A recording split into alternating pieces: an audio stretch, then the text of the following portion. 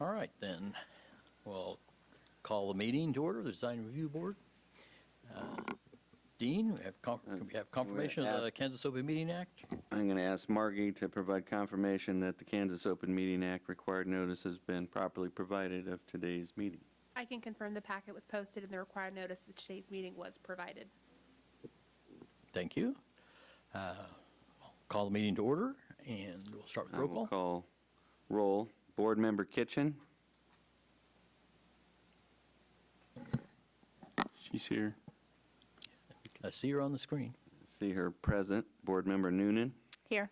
She says there's no audio. Oh, sorry. That's me. Board Member Romy. Here. Chair Martins. Here. Thank you. Okay, so we have a full membership this afternoon, a quorum of 4, and that allows us to proceed with today's business. Okay, thank you. We'll start with the approval of the minutes from October 14th, 21 meeting, regular meeting. Does anybody have any corrections, changes? If not, I'll accept a motion to approve the minutes as presented. I'll make a motion to approve. I'll second it. Moved and seconded, then all in favor say aye. Aye. Aye. Opposed, same sign, all right. On down to new business, application CC 21-20. Thank you, Mr. Chair. This item was carried over from your last meeting on the 14th because we didn't have a representative present to answer questions or make clarifications. So we've separated these two applications out. They're for two separate businesses, but they're essentially on the same building, so a lot of the background information will be the same. But we wanted to point out to you that at your May 13th meeting earlier this year, you approved a certificate of compatibility for a proposed awning replacement and storefront alterations on the Iron and 7th Street facades of this building. And so those changes involved installation of additional glass doorways, which previously were windows, and then a request to replace the blue awnings that were on the property with this awning and sign package. And what you see at the lower left corner was what was originally proposed for the Wells Fargo tenant space, and so the proposed plan was for a full awning replacement. We don't have any confirmation about whether that project has been delayed or canceled or abandoned by the building owner. We would simply point out that the proposal that's before you today to install a wall-mounted sign directly on the transom above the glass storefront is obviously not consistent with the awning plan, but this is the plan that has come forward, and the plan would be have a sign that would be nearly 3 feet tall and a little over 29 feet wide, so about 25 square feet. It would be aluminum channel letters that would be internally illuminated and halo lit. The letters would be mounted on a sign panel that would be Wells Fargo red with a beige sign panel below. We've provided a summary of the design guidelines for signs in the downtown area for your review. As we noted, we're not sure whether this is a temporary measure until the red Kansas awning is installed or whether that project has been abandoned by the building owner. It's not necessarily the applicant's responsibility to know that, but if there is a status update on the awning replacement, this would be a good place to have that information shared.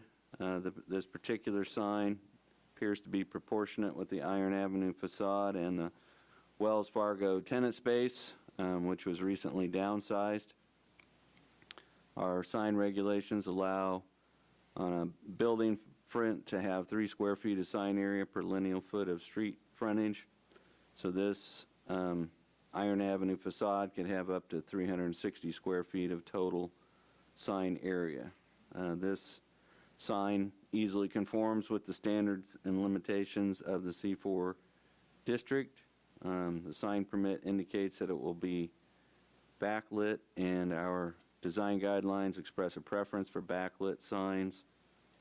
The specifications also indicate that it will be halo lit, and so staff finds that a little bit confusing as to what both halo lit and backlit mean in terms of the final product, and so we would request that that information be clarified. We've set out some findings on page 4 that we think would support approval of this request, and your options at this time would be to approve a certificate of compatibility for the proposed exterior wall sign. You could approve it subject to any conditions approved by a majority of board members. You could postpone consideration if you think we need additional information, and you would want to have a future meeting date in any motion to postpone, or you could deny the application as presented. So if we have the additional information about the illumination and clarification of what the applicant knows about the canopy or awning project, and that is provided to your satisfaction, then we would recommend option 2 with the condition that if there was any significant changes to the wall sign size or design, that those would be presented to staff, and then we would determine whether it needs to come back to you. So with that, we'd be open to any questions that you have. Right. We don't need a formal withdrawal of the previous. Well, we don't. Assuming it's not. Yeah, we don't know. I'm pretty sure we've sent both these packets to the building owner just so they're informed. We're just saying that we can't tell you whether the sign appears pretty substantial and permanent to us, so we're kind of operating under the assumption that the awning plan has been abandoned, but we can't tell you that. So we're just going to point out that this particular sign installation is not consistent with the awning replacement plan, and we'll leave it to that and let the applicant explain Okay. why this is proposed instead of the awning sign. Okay. Do we have a representative here, for applicant? Okay. If you'd like to step up and identify yourself, please. Name and address and who you represent. Josh Dawson with Gleason Signs, Yeah. 2440 North 9th. Okay. I can explain the halo effect deal that he was talking about with reverse channel letters. The lighting is in the back, the letters stand off, if that's the case that where they go, if they, in the future. Okay. Our signage that we're talking about with Do or Die Salon is flat channel letters. Okay. Sam. That'll be the next applicant. Okay. Right now, we just want the Wells Fargo. We'll talk about that in a So second. could you explain, just for our benefit, how you can be backlit and halo lit at the same time? They're reverse channel letters, so the lighting's not out front. It's lighting in the back with the plastic on the back of the lighting. The letters are stood off the building, stud mounted to the structure, and the lighting halo is the back area of that back wall. Not bright, it's just, it's a halo, kind of. If they're off a couple inches, then it's a halo effect. It just kind of Okay. shines out around the sign, Fine. pretty much like You can show us with that if you'd like, but, I mean, stood off with stud, okay. away from your building structure like that. Mm-hmm. So the lighting is within a couple inches, It's back behind, and so it lights. so it lights up and gives this halo effect. Okay. Downtown, several signs are that way now Okay. on Santa Fe. Now, do you know the awning that was previously approved, is that no longer that's planned, I Rich- assume, that's- if we're putting this up? I haven't heard from Richardson. He took all the awnings down, hasn't contacted us about repairing and doing the awnings. I don't know who he's doing that with. I don't know if he's going back up with that structure. Okay, I mean, because the sign obviously would be covered up by awning then, so and it looks, again, it looks like the building, I've been by, it looks like the building's kind of finished now. Correct. I think the It, letters, Yeah. We're not worried about having awning over it, but, possibly the awning would cover it, possibly, I don't know, without. okay. If he Okay, goes well, with we can that. just, all right, since that, you're not involved in that, okay. Correct.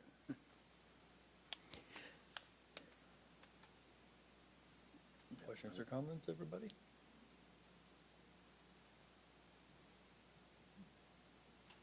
Not about the sign, no, Not sign, no. no. Anything, Kevin? No, not at all. Any comments or questions, Katie, since you're, oh, okay. Thank you.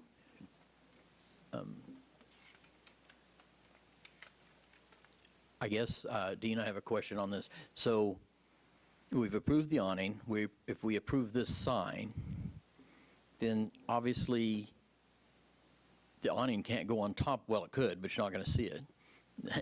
So, I mean, I think it's a safe assumption, but in other words, we don't have to have anything formal, though? No, we're going to send a letter to Mr. Richardson and ask him if he will just formally withdraw Okay. that or give us some indication so that we know, and then we can report that back.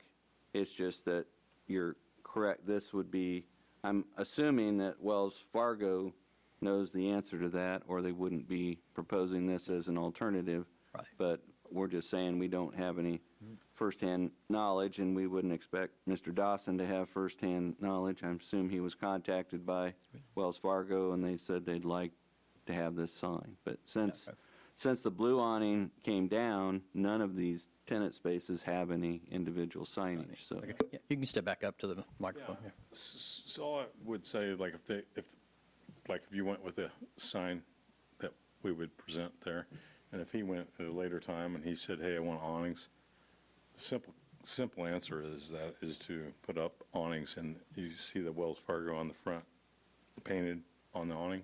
Yeah. But, That would simply probably be the case in this, where he would do or die print on the front of the awning. Yeah. And it'd be simply to take down the other sign. It's not covered up no more, it's printed on the front of the awning. Okay. That's all. Yeah, and like I said, I have noticed, I've been by, and the building's been finished differently than what it was. It was just for awning. It doesn't appear to be in an interim state, it doesn't. No, yeah. And so we're just making that assumption. We're just saying that we can't Right. confirm for you that the awning plan's been abandoned, but we will try to get that information. All right, then, I guess we'll move forward with what we do have. Does anybody, if there's no further discussion or comments, I accept a motion one way or another? I can confirm that we do not have anyone from the public on Zoom. Oh, thank you. All right, I'll make a motion that we go with option 2, that if there's any significant changes that are made to the sign or different design, that they would come back to us for approval. okay. Thank you, Jennifer. Is there a second? I would second that. Okay, Katie seconds. No further discussion. All in favor, say aye. Aye. Aye. Opposed? All right, then. Motion carried. Moving on to the applicant CC 2121. Again, this is on the same building. Again, this was a part of a project that came before you in May for an awning replacement. This tenant has relocated and gone to this location from the Wood Fashion Cleaner building there in the far west tenant space, and in lieu of having an awning mounted sign, they're proposing to install a wall mounted sign above the glass storefront facing iron. This would consist of individual channel letters that would be mounted a half-inch from the building wall. It's unclear whether there would be any backlighting or other source of illumination for these. We've summarized again the design guidelines for you. We don't have a status update on the awning project, but we will seek To get that, this sign, while 11 feet wide for the tenant space, is only 13 square feet in total area, so it's a rather modest sign, easily conforms with the standards and limitations in the downtown C4 district. We would just request that the applicant clarify whether this sign will be illuminated and the method of illumination. You would have the same 4 options as it relates to this case. You could approve a certificate of compatibility for the proposed sign. You could approve it subject to any conditions approved by a majority of the board. You could postpone consideration, or you could deny the application as presented. We again would have the same recommendation. If the question of illumination is clarified, then we believe option 2 is our recommended option, and that would have the same language. If there's any change to the wall sign size or design, that be presented to staff to determine whether additional review by this board is required. So our only real request for clarification, I think, is if this would be illuminated and the method of illumination. And with that, I'll stand for any questions. Flavia, step back up again, please.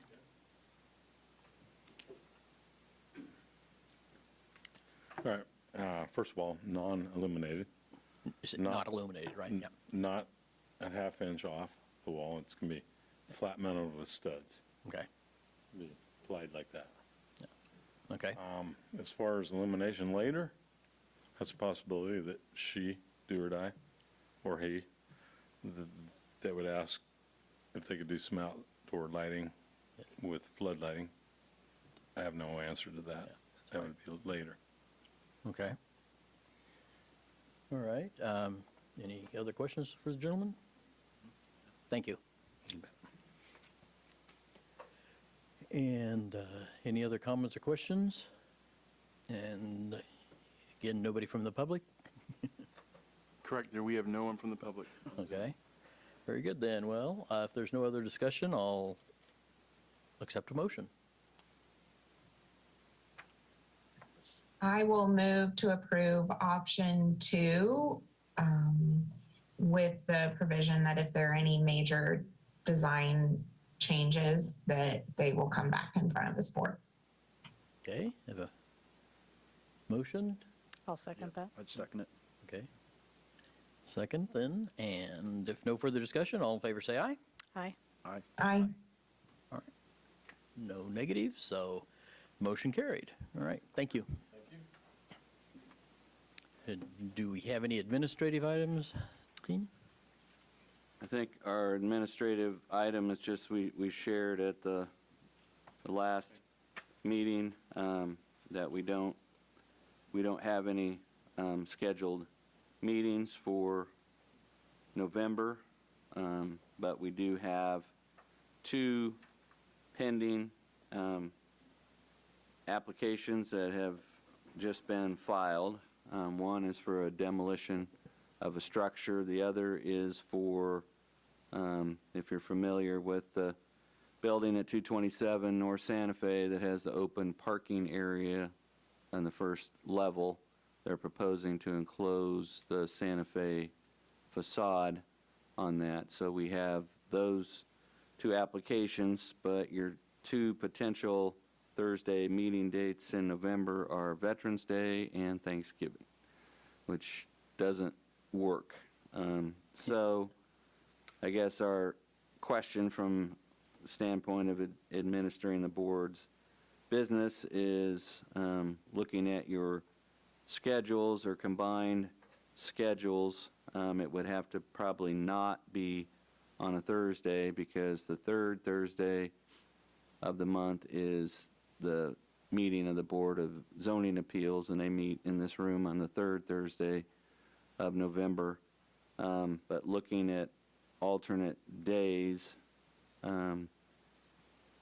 is there any day in November where there would be a potential for scheduling a special meeting to consider those items? And if not, they would just be laid over to the December meeting, and we would provide that information to the applicants.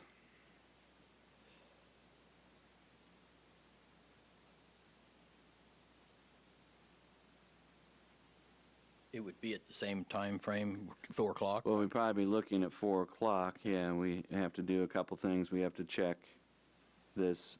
There's kind of a master calendar for this room, and so Thursdays are set aside for the design review board. So if you move off that date, then if you're looking at a Wednesday or one of those things, then we have to confirm that there's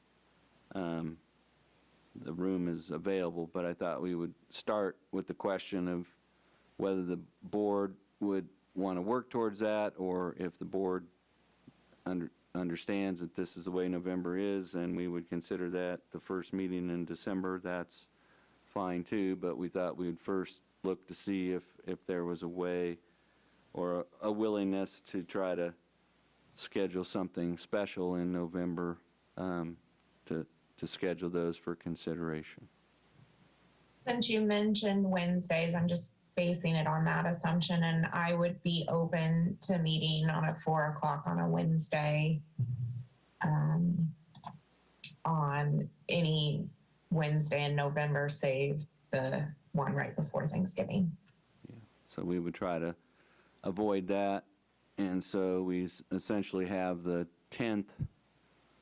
We have to have a certain amount of advance notice to send notification letters out to, but if we looked at the 10th, or we looked possibly the 17th, if we checked the availabilities of those, I guess the ability and willingness of the board to have a quorum for either of those two dates.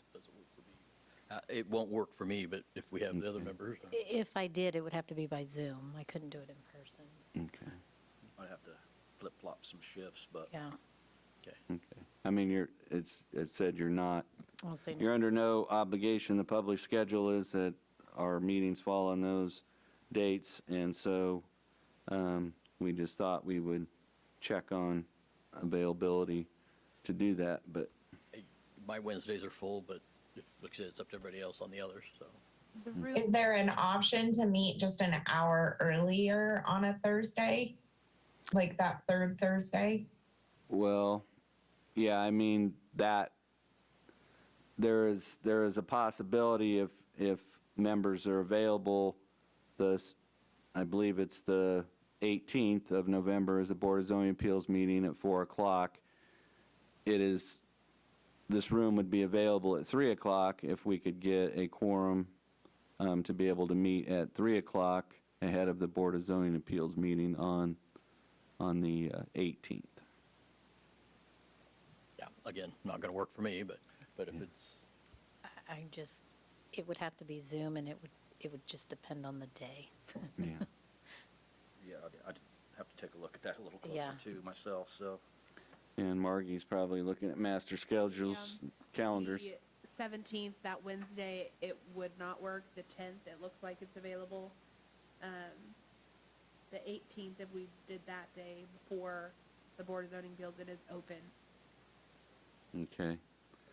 So I guess Couldn't do that. what we could do is, it doesn't have to be acted on this meeting. We can have Margie send out an email with a couple alternate dates, and you can go back and look at what your schedules are for that, and we can say yay or nay to that, and then we'll just inform the applicants of where we're at. So that's really the only, in terms of administering the board, our published schedule that's out shows no November meetings. I think in one case, the applicant didn't know that their application had to go to the board. In the other case, I think they didn't realize that their plan was subject to review because it was an exterior change. But we'll make an attempt to see if we can get at least 3 for those, even if it's via Zoom, and if we cannot, then we would just move on to our regular December schedule.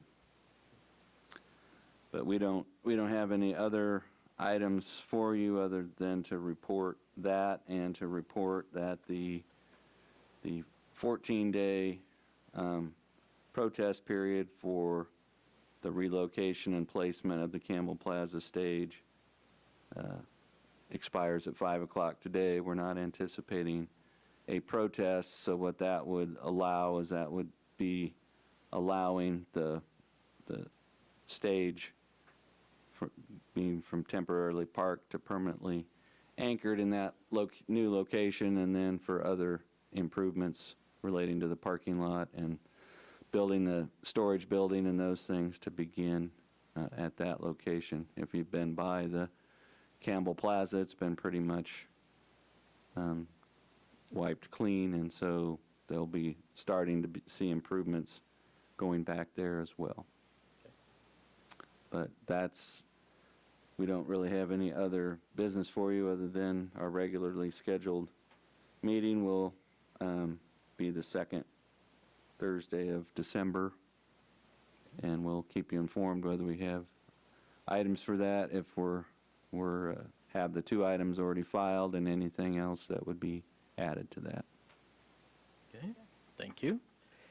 And as there are no representatives from the public, doesn't look like we'll have a public forum, so if no other items, I'll accept a motion to adjourn. I'll make a motion to adjourn. Second it. Move second, all in favor, aye. Aye. Thank you. Thanks for everybody attending today. Thank you. Thank you.